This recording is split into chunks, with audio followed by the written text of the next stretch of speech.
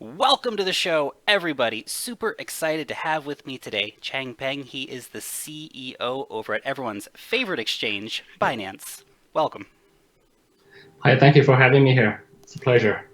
Now, I don't think that Binance needs an introduction. I think most people out there in the crypto space probably have a Binance account. But I thought it'd be fun actually to start. Can you take me through the day of the life of a CEO of one of the world's most popular cryptocurrency exchanges? Sure.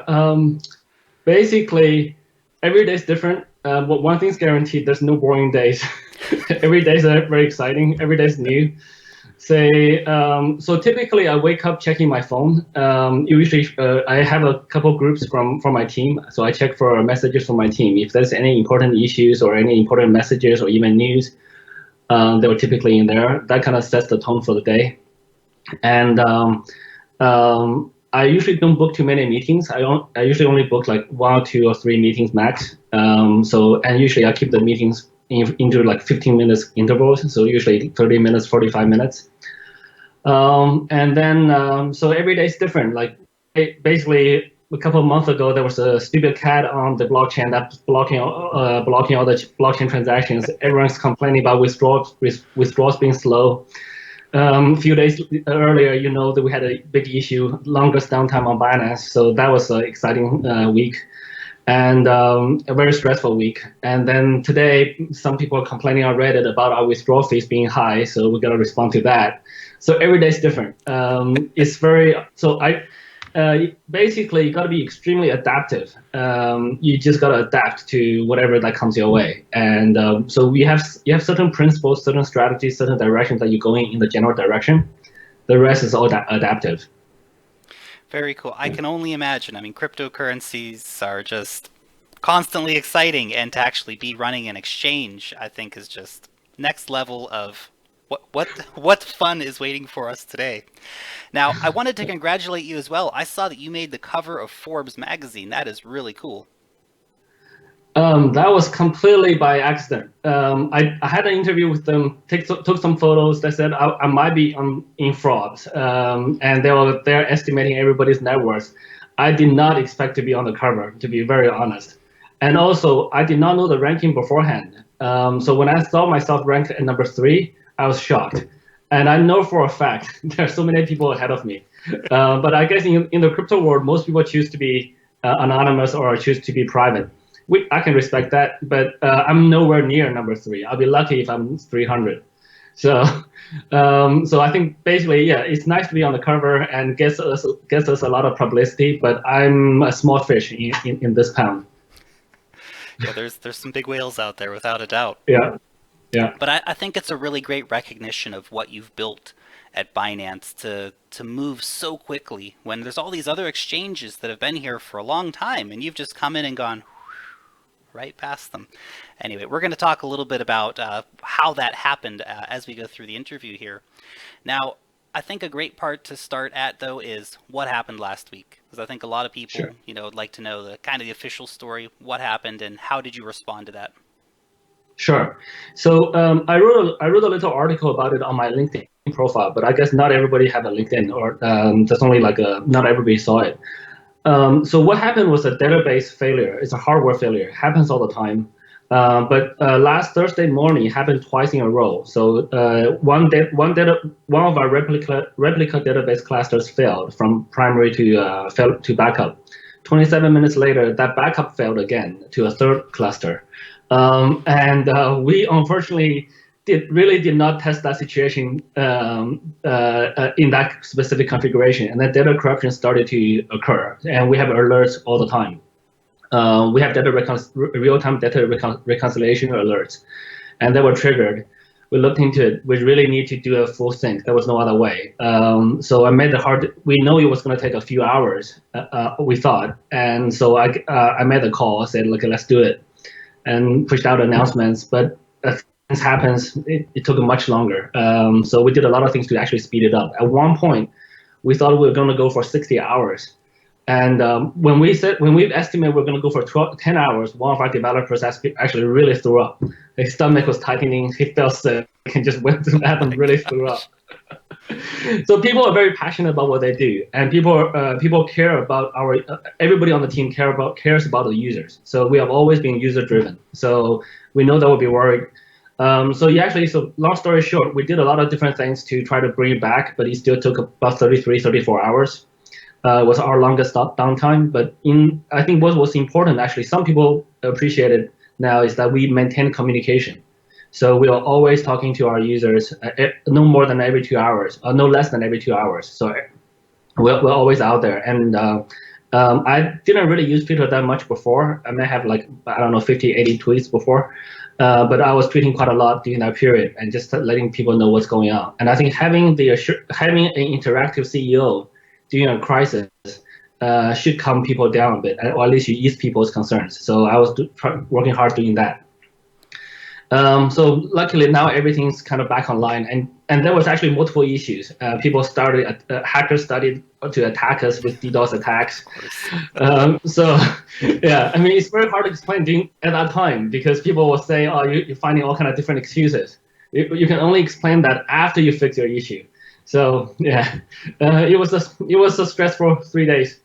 I can imagine. And to be honest, I was watching you on Twitter and I was watching the Binance tweets come out, and I was actually very impressed with the way that you handled the situation. Too often when these things happen, there's just total silence. But you guys were there the whole time talking, hey, we're here, we're working on it, here's the latest update, we're talking to people in Twitter and on our social media, so I think that was a really great response. Yeah. It's difficult when it's happening, right? Because sometimes we're not exactly sure how long it will take. It's not like the system tells us it's going to take exactly 9 hours and 58 minutes. So it's hard, yeah.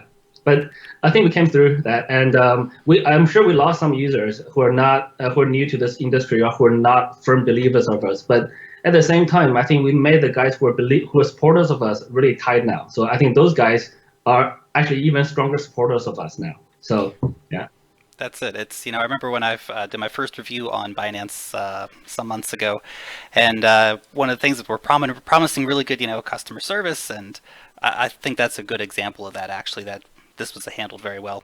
Now I wanted to move on to the next sort of very topical news issue that we have, is that's what's happened with Nano. Now this BitGrail situation has happened. What are you doing to help the Nano team to make sure that the fraudulent funds aren't put through Binance?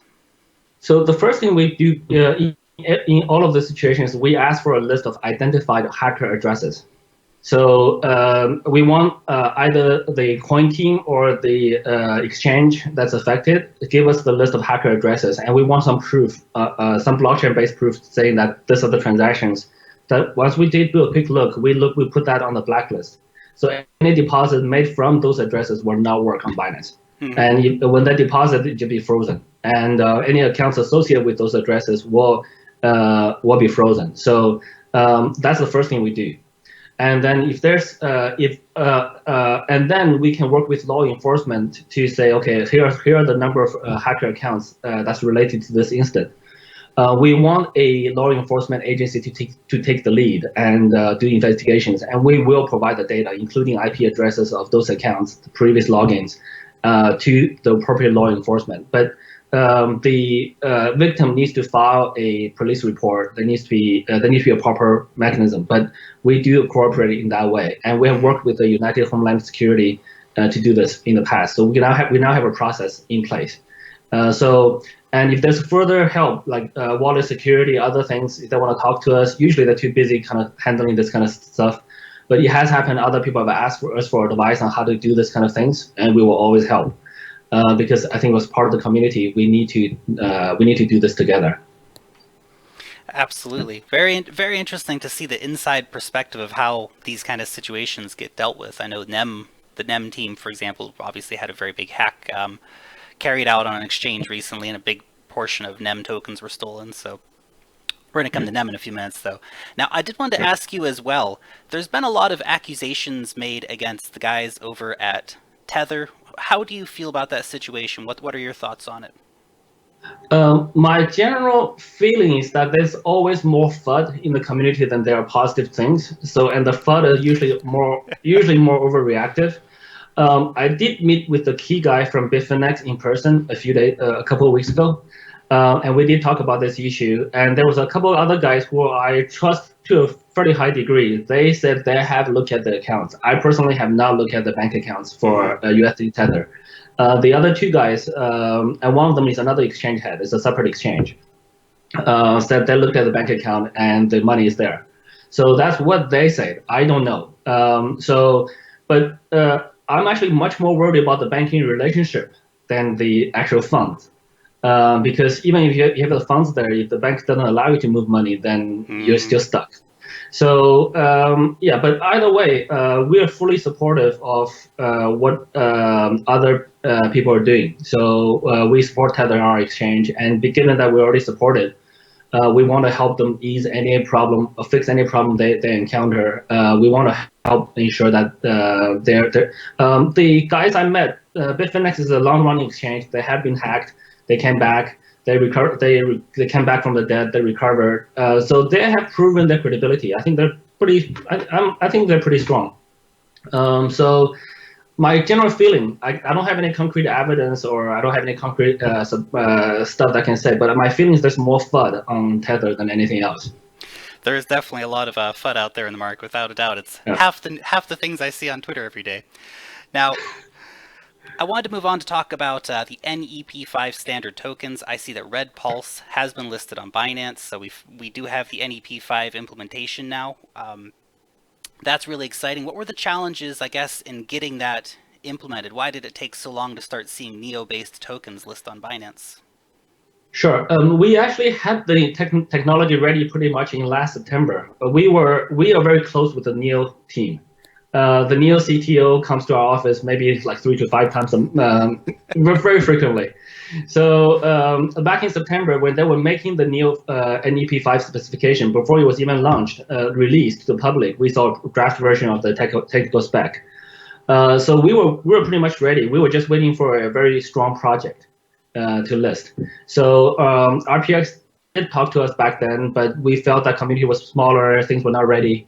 But very very good example for coins. When we actually never reject coins for listing because they can improve over time, and they can grow over time. And I think RPX has shown that growth. And now I think they fit our criteria. But also, we have been very busy, so our constraints also played a role in listing timing. So I mean, there are a lot of good other coins out there, and we just gotta list them one by one. But our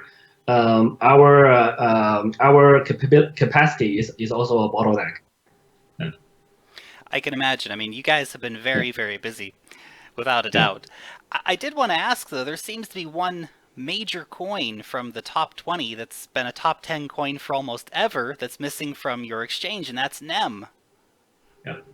So we actually, I don't want to talk, like, we typically don't disclose that we are planning to list a coin before, but NEM was actually on the list of sooner or later to be listed. I mean, they're a top 10 coin, and I think it's pretty easy for people to guess. But actually, we really lucked out because we kind of we haven't done it, because when the hack happened, that means none of the coins could have moved to Binance. So that actually saved us a lot of trouble. But I think it is a strong coin. It is very popular in Asia, specifically in Japan.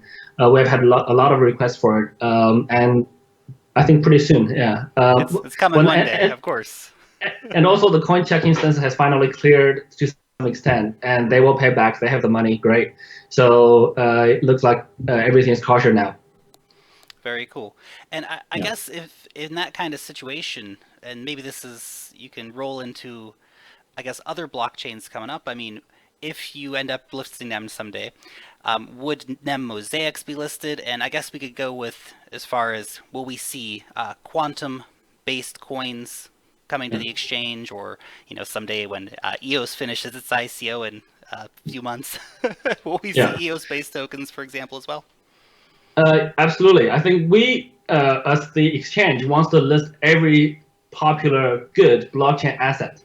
We don't care which blockchain. We don't care. As long as it's good, as long as it's popular, as long as it's decent, We want to be able to exchange millions of coins or millions of tokens on our exchange. So give it some time, you'll come. Excellent. Now, Yeah. you guys distribute Neo gas, which is fantastic. So if anybody's trading Neo, they can of course collect their gas. Do you have any plans for any of the other staking coins? For example, I know that Stellar has a small percentage payout over time. Do you see any of those implementations moving forward? Yes, absolutely. We want to do all of them. Unfortunately, with Stellar, the wallet is we're still encountering quite a bit of other issues, performance issues, and other issues with the wallet. So hopefully, we will fix that first.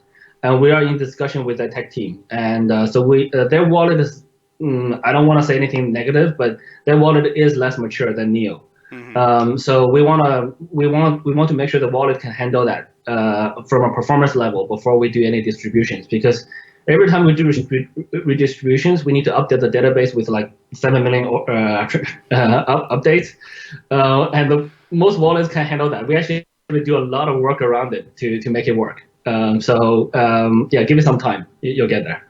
Interesting. Good to hear. Now, Mm. at Binance, you guys burn coins. You just did a pretty big burn recently. I think you burnt 1.8 million coins, if I remember correctly. Yeah. Why? What's the rationality behind burning so many coins over time? So basically, burning of the coins financially achieves the same result as a dividend distribution. So basically, it's the same as if we take in the 1.8 million Binance coins and distribute it to everybody who's holding it proportionally. But the dividend distribution have a lot of different legal regulatory restrictions on it. Mm-hmm. And burning of our own coins is much easier. We just destroy coins and they're gone. And it's much easier. The flip is also true. If you take money from everybody's bank account and give it to somebody else, everybody will be really pissed off. But if you print more money, that's exactly the same thing. Financially, that's exactly the same result. So we don't want to do dividend distribution. So we just burn our own coins calculated based on 20% of our profits every quarter, and that's what we do. So that's we promise that as a incentive, as an advantage of our coin, and we will keep doing it. Very cool. I like it. I certainly appreciate the coin burn over time, and I like the thought behind it. Yeah. Now, decentralized exchanges are kind of the hot topic of 2018, I feel. Are there any plans to transition Binance into a decentralized platform? Or if not, do you plan on working with any of the decentralized services like Kyber Network? Yeah, so I think decentralized exchanges are definitely the future. My current plan is actually we will have both. So we'll have a Binance centralized exchange, we'll have a Binance decentralized exchange. And the two will work closely in some capacity. There are different uses. So in my mind, the decentralized exchange is more like a train, and the centralized exchange may be a car. So they don't really replace each other. They will complement each other. They serve different purposes. The centralized exchange will typically have higher performance, and usually as a result of higher volume, higher liquidity. Decentralized exchanges will give you anonymity. It makes you feel safer with your coins. They're smart contract deposit withdrawal based. They will be slower, more expensive on trading fees. So probably better for the one-time kind of transactions or smaller transactions. Whereas the centralized exchanges are for the high-frequency traders, Mm-hmm. etc. So I think the two will both coexist. There are other things we can play together. For example, cross-chain, we can make tethers based on the centralized exchange and have the tether coins traded on the decentralized one. So, but right now performance is a big issue. So I want to see higher performance blockchains before we jump in ourselves. So we have some concepts and designs that of what we want, and when the technology is able to support that, we will move very quickly. Before that, we want to support the technology development in this area. So we're extremely supportive of decentralized exchanges. So I think on our platform there's like 6 or 7 decentralized exchange coins that's traded. So there's Kyber Networks, there's Loopring, there's OpenNX, there's a bunch of others. So we actually want them to succeed because they're pushing the industry forward. They all have slightly different protocols, slightly different architectures. So we want to see how they evolve, and we want them to push the envelope for us a bit more before we take a stab at it ourselves. I like it's a good strategy. Like, hey, you guys get listed on our exchange, get really profitable, develop, and then when you're ready, come back and talk to us. We'll see what the Yeah, technology's like. I like it a yeah, lot. Now, one thing I've always really liked is this idea of the Binance Launchpad. You saw we saw the Gifto um, ICO on the Launchpad recently, or token sale, and that was really cool. I mean, can we expect more of those soon? Is there a big interest from projects to actually be listed on the Launchpad? yes. So there's huge interest, but we got to be really careful now because given the large number of users we have and the Binance reputation in the community, any project we put on there will get sold out immediately, like under 2 minutes. So we got to be very careful. Those are really solid projects that can deliver. We don't want a project that eventually fail for Mm-hmm. whatever reason. So we're extremely selective right now. And for the last couple of months, we're actually busy with a core platform like the exchange growing. So we actually halted projects. We have a long list of projects waiting. We want to do that. There will be more projects coming, and we're actually enlarging the team there for project reviews. And reviewing of those projects is a little bit different than the listing review. With the listing, we can be more tougher. We can say you got to have a number of users.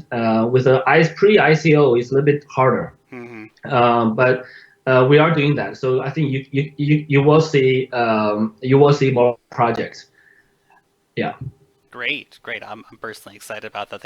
I just love the idea of the service because the whole space right now around ICOs and token sales is a giant mess. We have gas wars, we have scams, and everything else that can possibly go wrong, and it's the system's a bit broken. So when I see services like the Launchpad, I go, "Thank you. About time we see something like this because it actually lets people participate in a safe way." And I think it's really Mm. great. And I think it's another thing that's so important is not just you can participate safely on the exchange, but you guys have already done the work. You've gone out there, Mm. met with the people, met with the teams, done legal reviews and all this stuff, and so it really gives, I think, a lot of investor confidence there as well. Now, a recent initiative I've seen of yours is Binance Info. So this is where you can go and get information about different cryptocurrencies and stuff. Can you tell me what's the response been to that? How is it developing, and what can we expect to see from that in the future? Sure. So far, it's very positive. We developed that based on request. So when you look at Binance, the exchange, you just see a symbol and you can click and trade it. And you have to do a lot of other research on your own to figure out what it is. And we have seen a lot of users who would buy anything we list, and they don't know what it is. We see Korean guys participating in ICOs before, and they don't. There's no like they don't understand the white paper. They say, but Binance is launching it. It's got to be good. So we want a platform where there will be information about coins. We want to structure that slightly different to CoinMarketCap, where they have the very up-to-date basic information. We want to have like more the team, the white paper, the reviews, the community videos.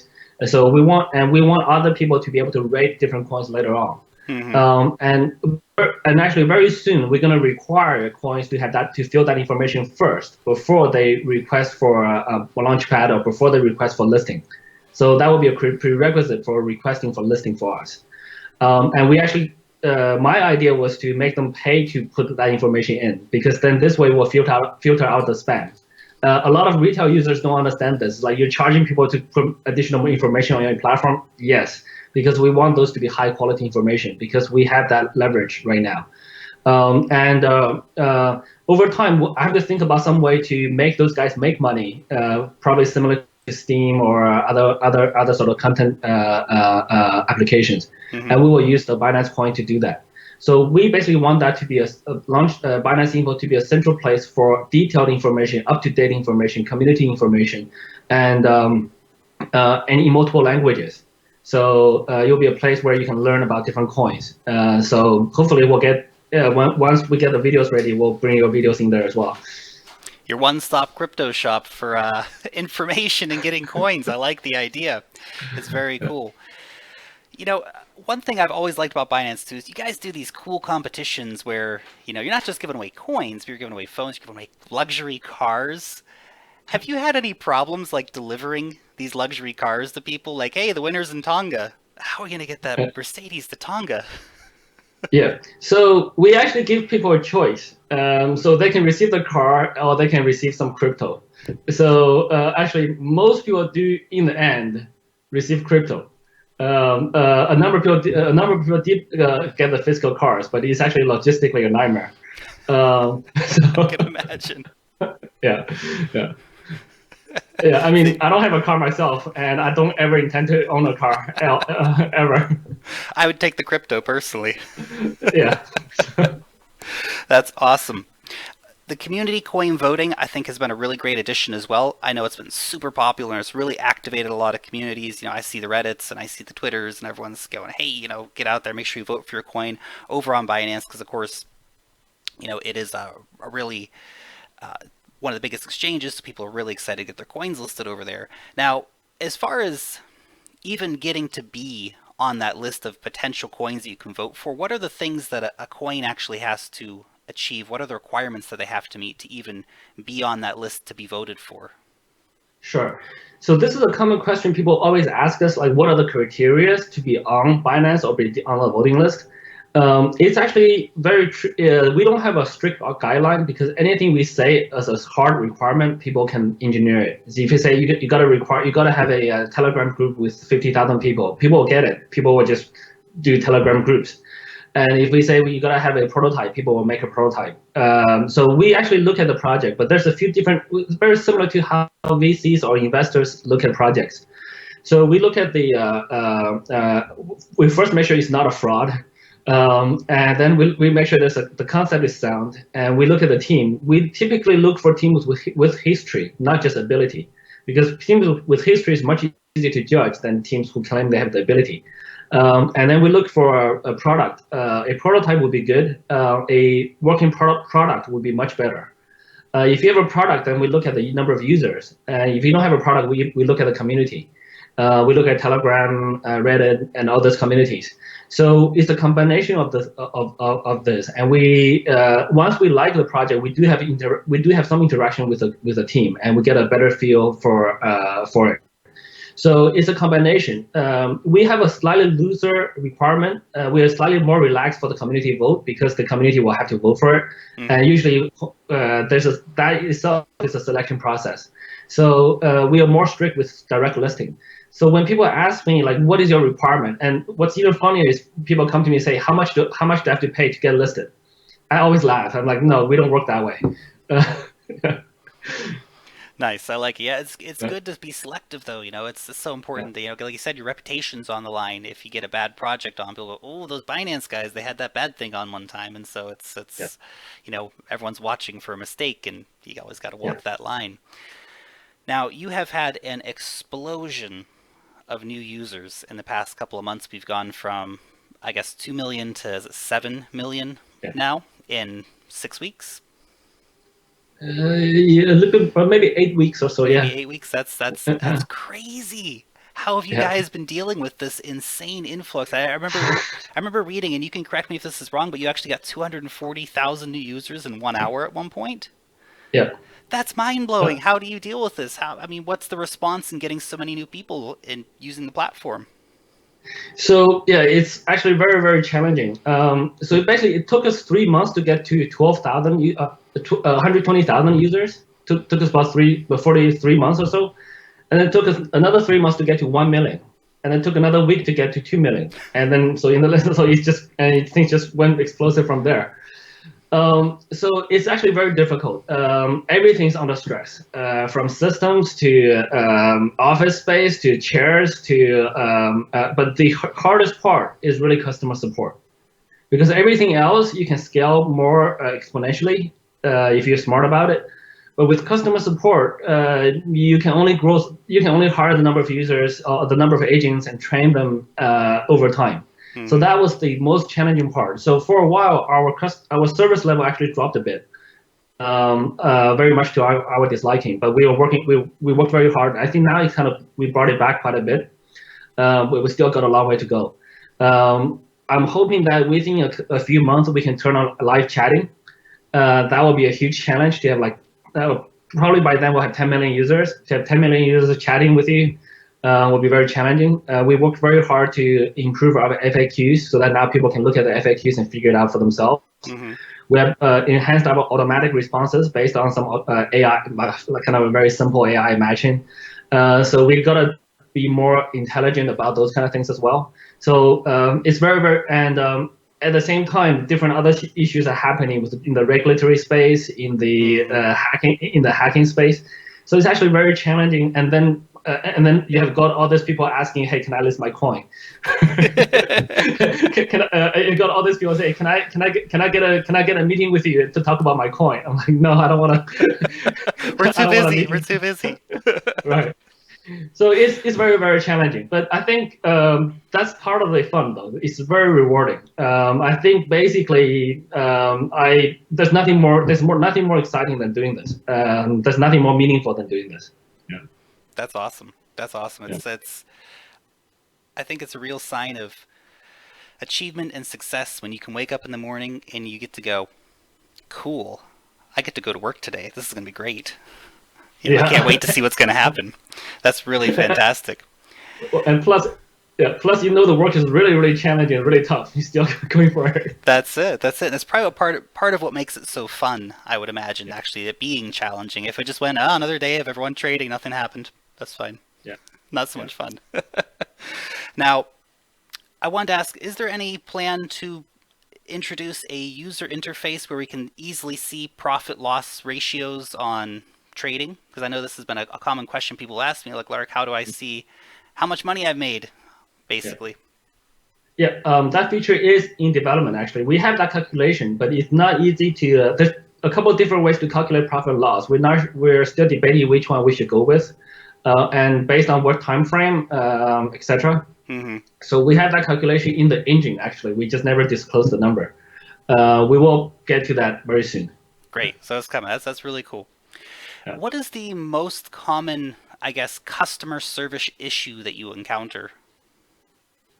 That's an interesting one because every day is a little bit different. Different things happen at different times. When the forks were happening, everyone was asking for the worthless forks coins. And then when the exchange was down, of course, everyone's worried about the exchange.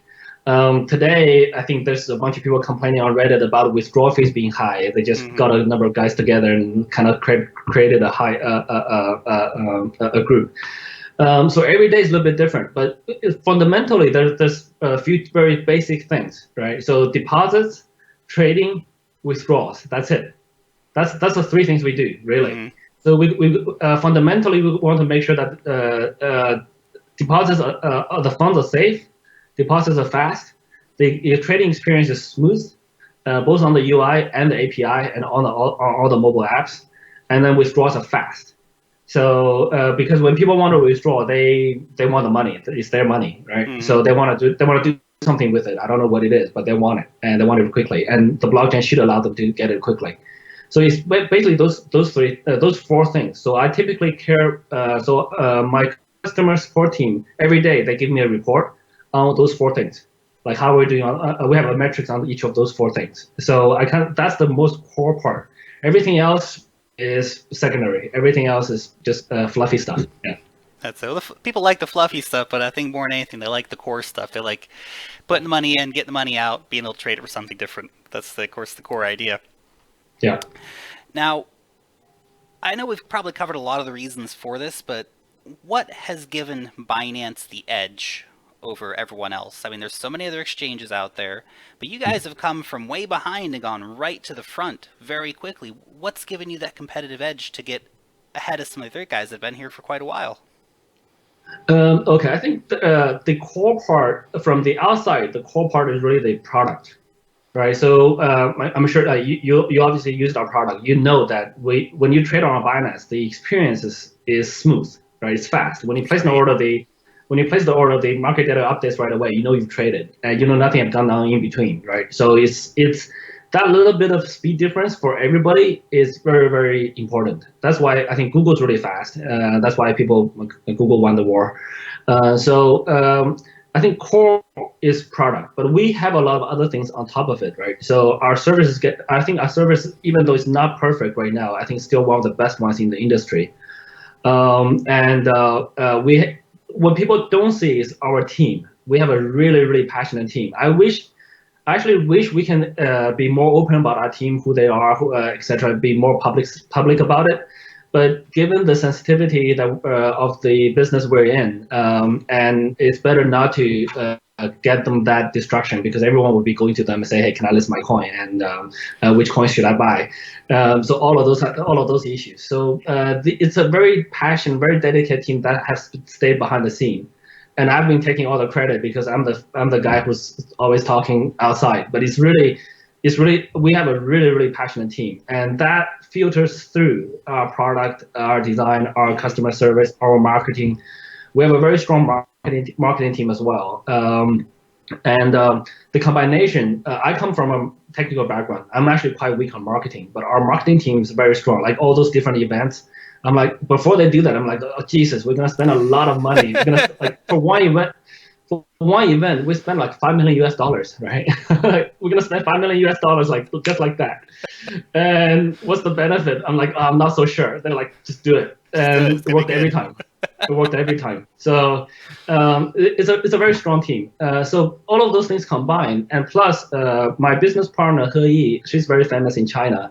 I have a little bit of reputation in this industry even before we started Binance, and I have a lot of experience doing the things we're doing. We did exchanges before. He Yi and I were three of the co-founders at OKCoin before. So you got two. We both have brought exchanges from nothing to world number one. And so we're doing that the second time, and the second time is a lot. It should be a lot faster. It should be a lot smoother. So there's a lot of stuff that people don't see. It's really not just 6 months. I didn't just graduate from university, and this is the first exchange I'm doing. So it's really the accumulation of that. And when in doing Binance, everybody on the team leveraged everything they had, every resource, every favor they could ask for, everything. So we're just full on. So, but I think at the end, I should say there's quite a bit of luck. We got lucky in a lot of different places, and we were very adaptive when things are changing. And the way we adapted, it dodged us a number of bullets, and some of them even actually went through our arms and kind of hurt us, and were lying on the ground. But when we stood up, the machine gun killed everybody else, and we're the only one standing. So that kind of happened as well. So we got lucky in a lot of places. So it's a combination. Yeah. That's excellent. And I think it's really important. One thing you mentioned earlier, and I just wanted to, I guess, come back and point that out a little bit.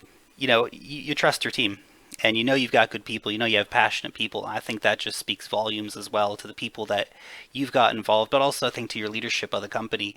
Because when you say the marketing team came to me and say, "Hey, we got this thing," and you're like, "Oh, I don't know, okay, but you guys know, so let's do it." And that's important. That's important to empower the people on your team like that. So it's really cool to hear. Yeah. That is awesome. I want to thank you so much for taking your time to sit down today and answer some tough questions and go through, a day in the life of Binance, basically. It has been a lot of fun, so thank you so much for your time. Thank you so much. Yeah.